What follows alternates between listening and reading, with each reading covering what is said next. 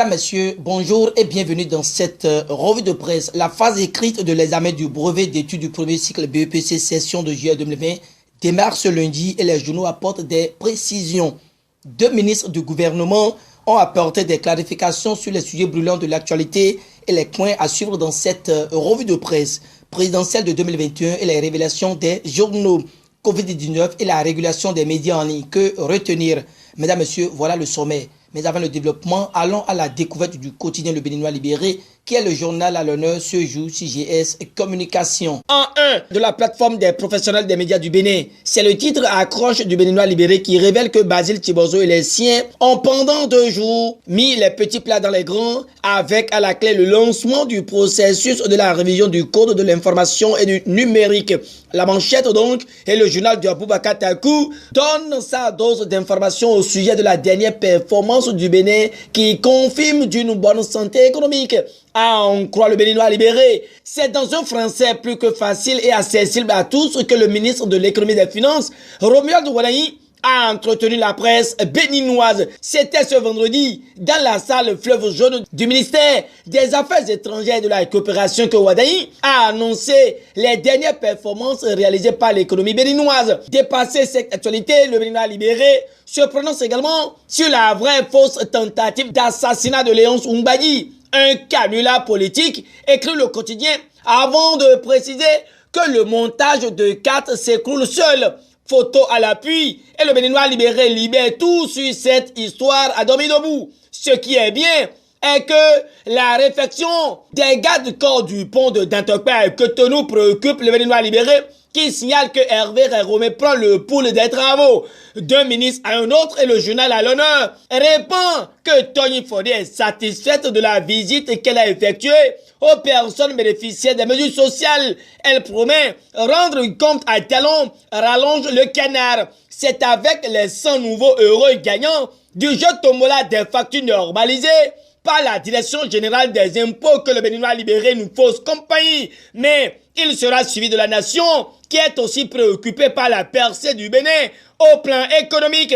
À cœur joie, le ministre de l'économie et des finances, Romuald Wadayi, voit que c'est le fruit d'un travail synchronisé, un vecteur d'un succès pour le peuple béninois, rapporte Nord-Sud du quotidien. Dans un avis tranché, le Coinfo démarre par la supposée performance économique du Bénin. De la littérature, mieux de la poudre aux yeux des Béninois, s'exclame le journal de Gilbert Mankou, qui invite Romuald Wadayi à laisser les notations et les vraies appréciations aux Béninois eux-mêmes. L'arbre ne saurait cacher la forêt, propage les co-infos. Le même journal se prononce sur le parrainage qui continue de faire réagir les acteurs de la société civile. Selon Joël Ataï Gadagbe, un élu doit être libre de parrainer le candidat qu'il veut.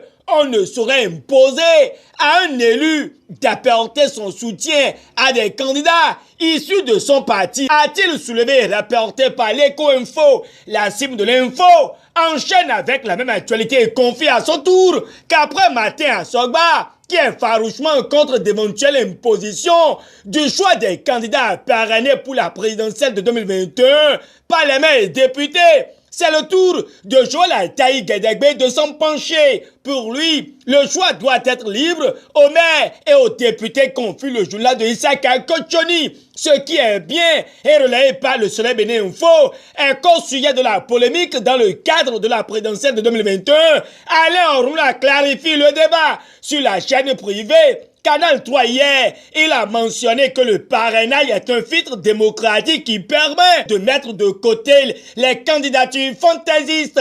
Il rassure sur le parrainage pour la présidentielle, rapporte La Nation. Le leader du jour rallonge que l'homme s'est prononcé sur plusieurs sujets brûlants de l'actualité politique au Bénin. L'investigateur du jour en veut pour preuve la fête nationale où le ministre justifie sa célébration dans la sobriété. Le Télégramme ajoute que Alain Orula n'a pas fermé les yeux sur la performance économique du Bénin, qui est la première dans l'histoire de l'UEMOA. Ce qui tourne encore, c'est la primauté des partis dans le parrainage pour les présidentielles. Ici, Dynamisme Info voit qu'un acteur influents de la société civile, contredit Louis Vlavonou. Le journal de Parfait Boycott ne s'éloigne pas des incessants appels à briguer le second mandat de Talon. Sans langue de bois, il dénonce les griots qui contraignent Patrice Talon à s'aligner sur leurs désirs, même si l'Afrique en marche, au regard des réformes politiques,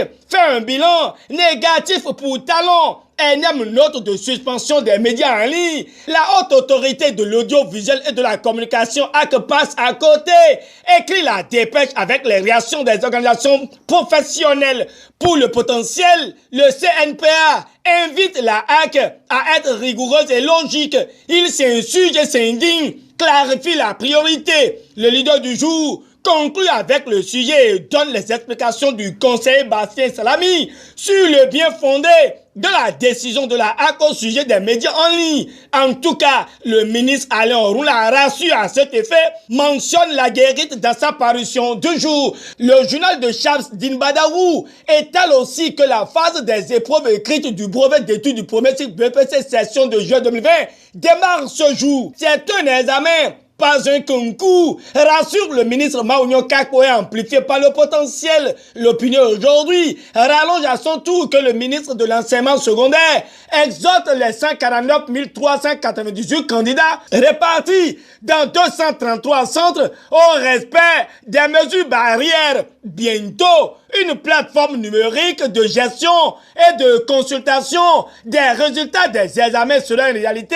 annonce l'opinion aujourd'hui. Terminons cette revue de presse avec la prévention de la COVID-19. La vigilance doit être de mise suivant Kini. Mais le nouvel observateur fustige l'inexplicable mutisme de l'Assemblée nationale à la flambée galopante de la COVID-19, dont le bilan à la date du 10 juillet 2020 est de 26 décès, 1378 cas confirmés selon l'opinion aujourd'hui. Société béninoise d'énergie électrique, à partir de janvier 2021, les Béninois devraient payer plus pour l'électricité. Le Soleil Bénin Info en parle et exhibe les nouvelles grilles tarifaires. Fin de cette revue de presse. Merci de nous avoir suivis. Bonne journée et très bon début de semaine à tous et à chacun. Au revoir et à demain.